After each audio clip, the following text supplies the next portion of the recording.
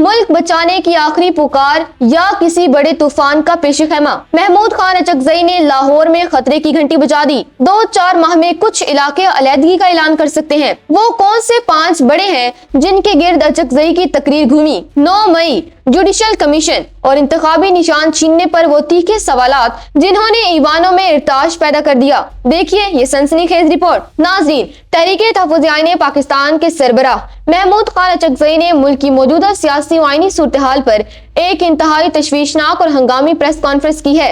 लाहौर में मीडिया से गुफ्तगू करते हुए उन्होंने खबरदार किया कि पाकिस्तान इस वक्त एक इंतहाई खतरनाक मोड़ पर खड़ा है। महमूद खान अचकजई ने एक संगीन पेशगोई करते हुए कहा कि मुझे खदशा है कि अगले 2-4 माह में पाकिस्तान के कुछ इलाके अलहदगी का ऐलान कर देंगे। उन्होंने इक़्तिदार के ईवानों पर तनकीद करते हुए कहा कि वो 5 बड़ों को नहीं बल्कि 4 बड़ों को मानते हैं, जिनकी वजह से 5वां बड़ा सामने आया। उनका कहना था कि वो लाहौर फतह करने नहीं बल्कि 8 फरवरी के मैंडेट की हिफाजत के लिए तहरीक चलाने आए हैं। अचकजई ने कड़े अल्फाज में कहा कि जब से आइन बना है इसे जमहूरी और गैर जमहूरी कुव्वतों ने मुसलसल तोड़ा है। उन्होंने तंज़ी अंदाज में कहा कि जो आदमी अपना ईमान बेचता है और बकरे की तरह बिकता है उसे मुहिब्बे वतन कहा जाता है, लेकिन जो शख्स आइन की बात करे या अपना हक मांगे उसे दहशतगर्द बना दिया जाता है। 9 मई के वाकयात पर सवाल उठाते हुए उन्होंने पूछा कि उस दिन कोर कमांडर हाउस खुला क्यों था।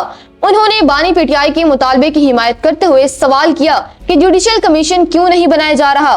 साथ ही उन्होंने साबिक चीफ जस्टिस को भी तनकीद का निशाना बनाते हुए कहा कि तारीख में कभी ऐसा नहीं हुआ कि कोई चीफ जस्टिस किसी सियासी जमात का इंतखाबी निशान ही छीन ले। खारजा मोड़ पर बात करते हुए उन्होंने मुतनब्बा किया कि खित्ता एक खतरनाक जंग की तरफ बढ़ रहा है, मगर अफसोस कि पार्लियामेंट में आज तक इस बात पर बहस ही नहीं हुई कि हमारे इर्द गिर्द क्या हो रहा है। नाज़रीन, महमूद खान अचकजई के इन बयानात ने सियासी हलकों में एक नई बहस छेड़ दी है। क्या उनके खदशात हकीकत बन सकते हैं या ये महज सियासी दबाव बढ़ाने की कोशिश है?